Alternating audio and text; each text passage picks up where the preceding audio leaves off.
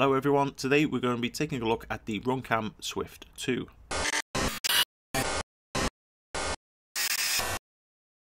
Last week RunCam sent me their brand new Swift 2 FPV camera, so today we're going to have a little look at it. Now personally, when I'm racing I like to have my machines as light as possible, so that means I don't tend to run any OSDs or any extras on board, not even any telemetry, so having this built into a camera is definitely a plus point. The camera itself comes in 3 different variants in 2 different colours, the variants being the 2.5, 2.3 and 2.1mm lenses. However, the 2.1mm lens will cost you $2 more. Looking inside, you would think that you had 2 cameras here, but the one on the right is just an additional case with different mounting options. I noticed around the screw hole where you actually mount the camera that the donut ring around it is quite thick now. This will help reduce movement during crashes. Now you'll also notice that this is a 2.3mm lens, but it's not much bigger than a 2.8mm lens. RunCam themselves have opted for these new smaller, shorter lenses, and that goes across the range from the 2.5 down to the 2.1. So old users of the RunCams will notice that there is now an extra prong on there, which is the V-BAT. This simply plugs straight onto the voltage input on your power distribution board to give you voltage on screen. There's also the additional hole for the onboard microphone. The layout is also mimicked on the additional case that you get with this. As you can see, the mounting options are slightly different. This is handy if your frame needs the camera to be mounted in such a specific way. You've got lots of mounting options here, as you can see. In the box I noticed that it came with a 30-day guarantee, so if you have any problems with this then you can send it back. I would imagine this is only if you buy direct from RunCam themselves. The included manual is also very good and very easy to understand. However, if you're watching this video then you'll learn all the basics anyway. The wiring up of the camera is also very easy. It's just like any other, except you've got the additional blue cable to go to your power distribution board on the positive side. Included in the kit is a bag of extras. I noticed that the mounting bracket is now much more substantial and will definitely take a lot more of a beating during some crashes. You can tell itself here that it's definitely a lot thicker than the usual. RunCam have also included all of the screws and bolts and also an Allen key to mount this however you wish to. Also a nice addition to the camera is this extra extension plug.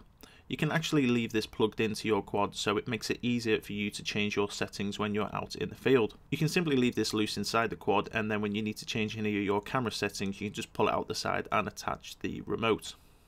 So as I mentioned, the wiring is very simple. On the left here we have the input plug that goes into the camera, and on the right hand side the cable that will go to your video transmitter.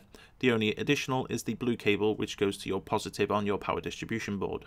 So this is what greeted me on first power up. We can see that we have our 4-cell LiPo power on the left, which is 16.3.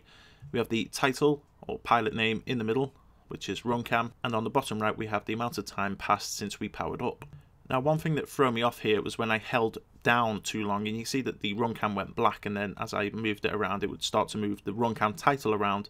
This only happens if you hold up, down, left or right for more than 2 seconds. If you're in the menu then just use clicks rather than holding.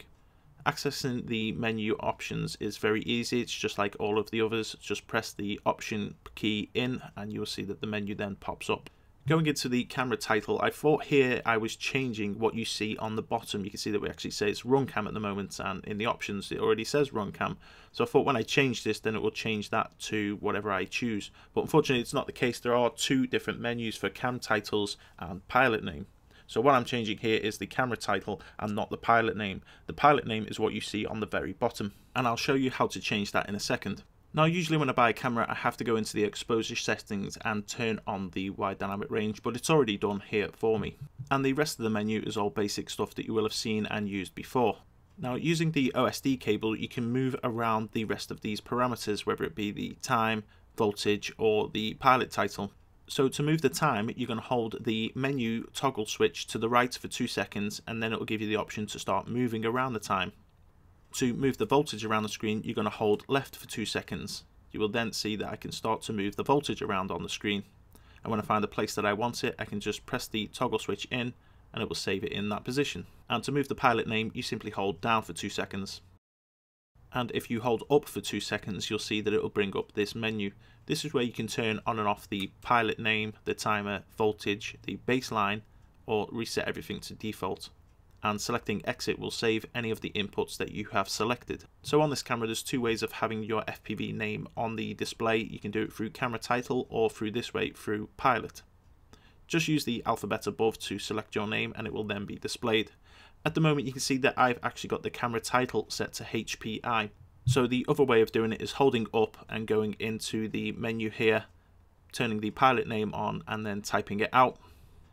And you'll see that the pilot name is actually on top of the camera title now. Again, you can move all of these around and choose where you want them, but you're only going to have one pilot title or camera name, unless you want to run a different wording in there, maybe for some sort of advertisement or something.